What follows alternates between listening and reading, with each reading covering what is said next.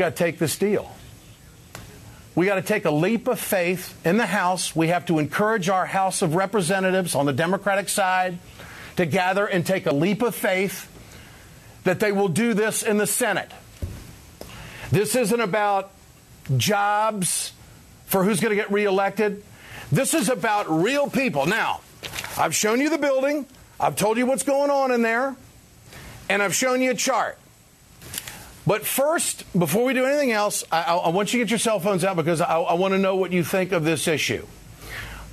Should liberals just suck it up and vote yes for the current health care bill that's coming over from the Senate?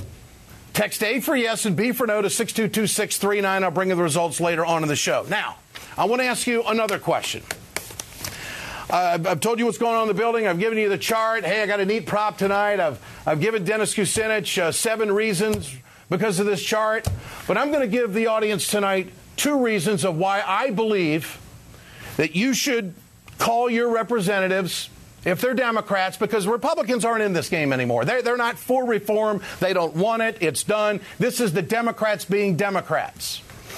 But I heard testimony today from a couple of ladies who I think are fabulous Americans.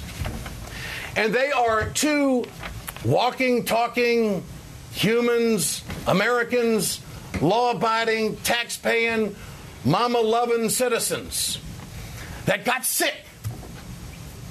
And one of them is strapped with a $480,000 bill. Leslie Boyd and Heather Moroz with us tonight. I want to tell you about this lady, and I'm not going to take all of her time because, you see, what story could I lead with tonight? Oh, we could talk about the budget, we could talk about jobs. No, I want Americans to hear the story of these 2 ladies. Heather is 24 years old, and she has 3 beautiful children. And her husband, you said this today in testimony, you're getting a divorce. Mm-hmm.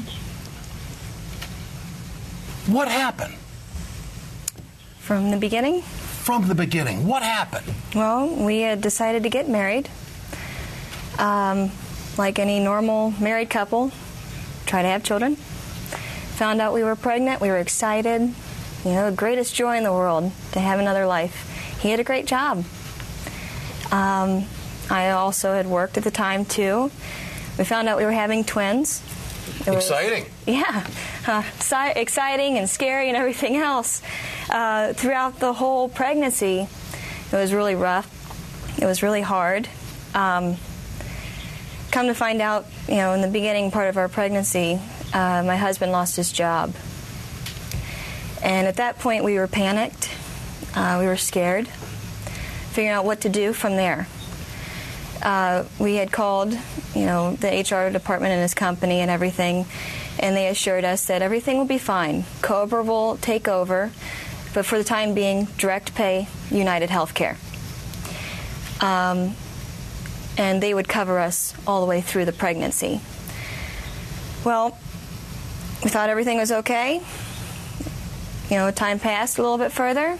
Then I went into the hospital at 22 weeks pregnant in full-blown out labor.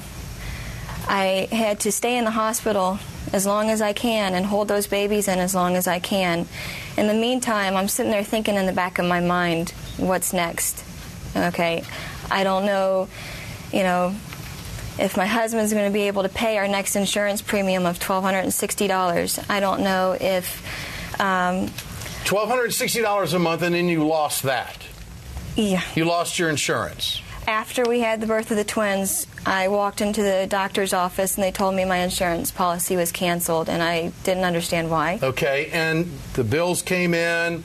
Why? How did they get to $480,000? They actually retroacted our policy back 2 months before I ever had the babies. Okay. And where are you today? Right now, I am living with my family in Cincinnati. Mm-hmm. I don't have a job. My children were able to qualify for Medicaid. I currently don't have Medicaid because children covers... But you have a you're 24 years old and you have a $480,000 bill. Yeah.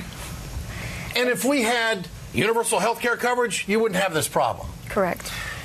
You'd have peace of mind, security, your babies would be covered, and all that stuff. Mm-hmm. Okay, now, folks, this is a reason why we should take this bill.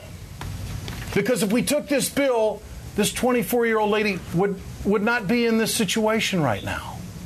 Would not be in this situation. This is in the United States of America. All right, now another story. Leslie Boyd. Hi, Ed. I've talked to you on my radio show. Mm-hmm. Your son died. My son Mike was 30 years old. He had had insurance briefly with a job he had in upstate New York, and he and his wife decided to go back to school, and he lost his insurance, of course, when he left his job, and he was told he needed to have a colonoscopy at least once a year.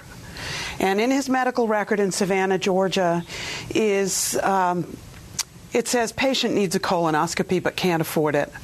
It was about $3,000. They wouldn't finance it. He had to have it up front.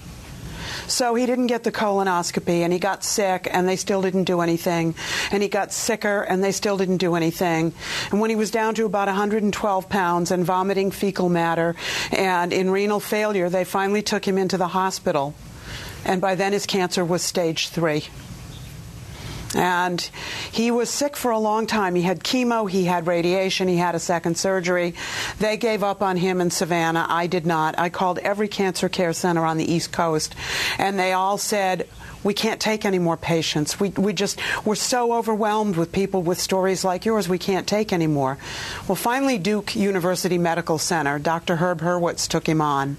And what Memorial Health Center in Savannah would not do, Duke University Medical Center did do.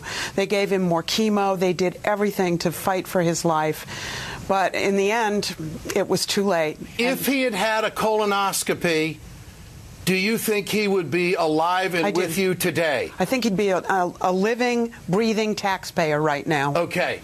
So let me, you're very brave women for coming on here talking about this. Very, very brave Americans, moms, who are basically telling the American people this is their story, this is what happened to them.